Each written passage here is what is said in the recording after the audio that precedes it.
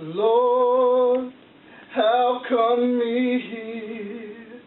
Lord, how come me here? Lord, how come me here? I wish I was never born. I wish I was never born. Once, I was not considered human. It is this knowledge that weaves alarm through complacency, genetic possibility into horror.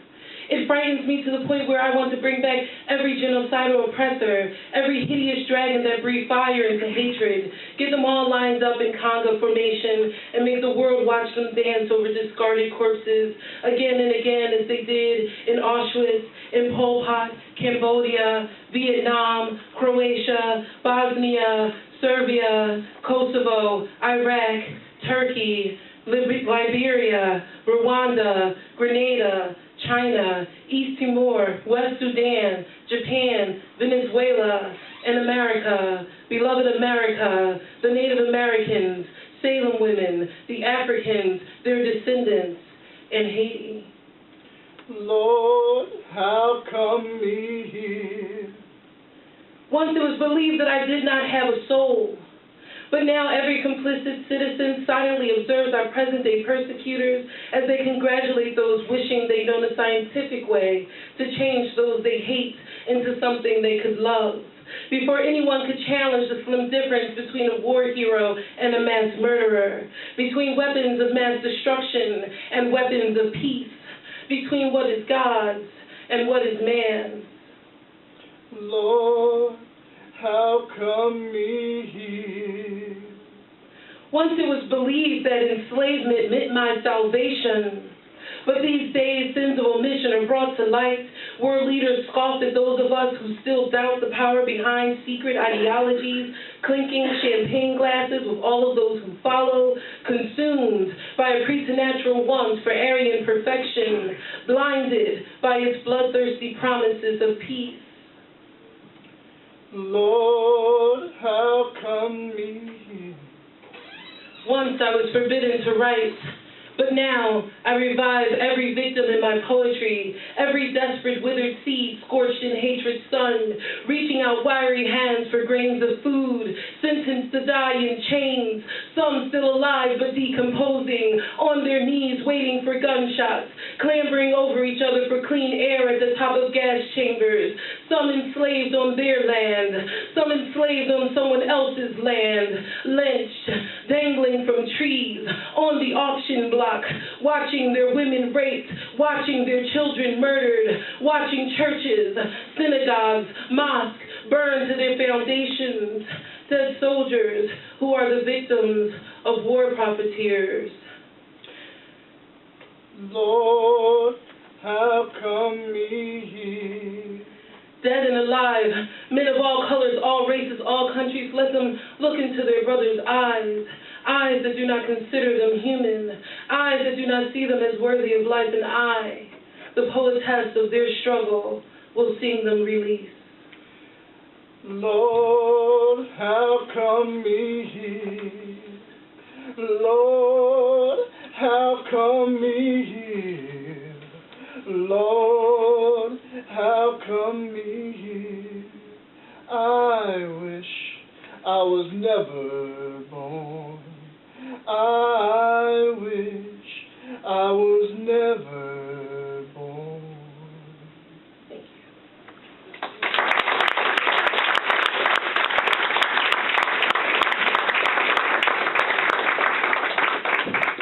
Okay, I have two more. I'm going to do the sadder one first and then the slightly more uplifting one last so that Nate doesn't have to follow a whole... Okay.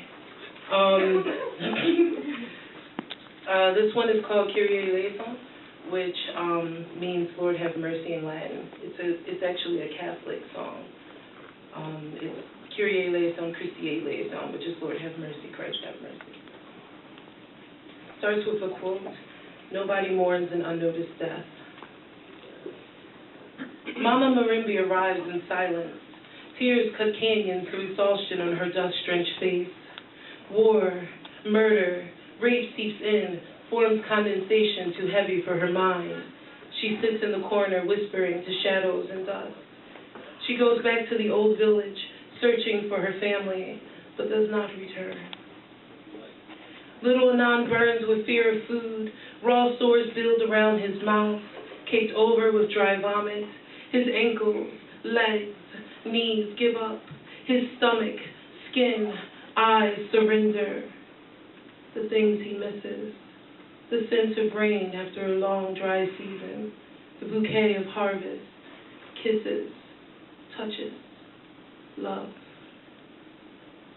Lissetti lies blind in a clay house, dreaming of her big brother's arrival. She puffs in and out, stomach swelling, flies clinging to her flesh like morning dew on pale blue petals. Although it has been years since she last touched his smile, her obsidian face shines with surety. Tanashi tells her fiancé that she loves him, that she is not afraid to die. She tries to touch the brown of his hand, grasping air, grasping air. His slender eyes have closed for death. Her eyes crawl across him, tears turn to dust on her cheeks. The wind kisses her blistered lips arid, black as eclipse, thin as fine rice paper.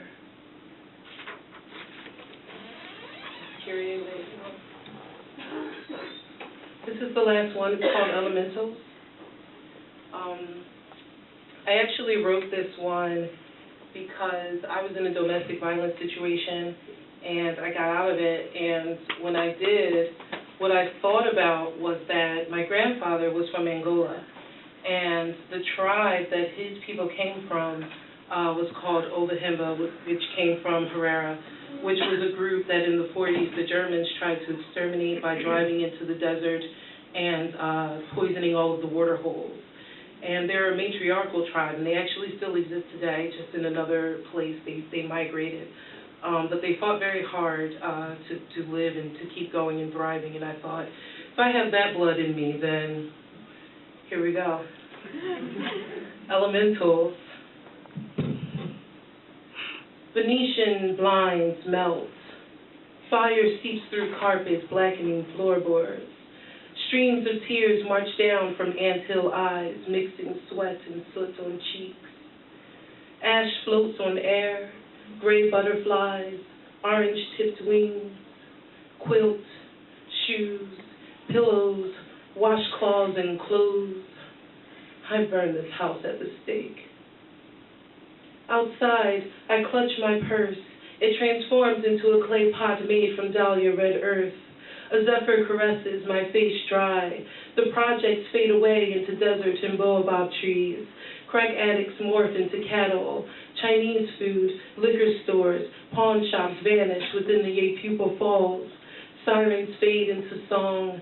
My people chant in the distance.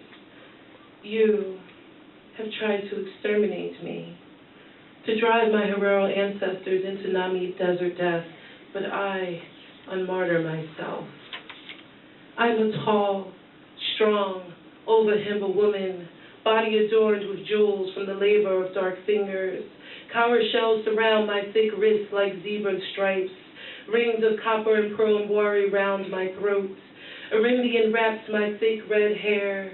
A goatskin skirt clings to my hips, hem the bald Angolan sun. Dances on my proud bare breast, ablaze with earth's red ochre. Then, tired from play, slips its apricot body into the Atlantic. I walk away from rocks, glowing giant red stars and even tide. Away from you, a German on a Southwest African mission to conquer. I am queen, warrior, matriarch. You will not, cannot rape, abuse me anymore. Moon, heavy with life potential, dark eyes, shining volcanic glass. I stroll barefoot and brazen and beautiful into the corner, the center of the surrounding dunes. Thank you.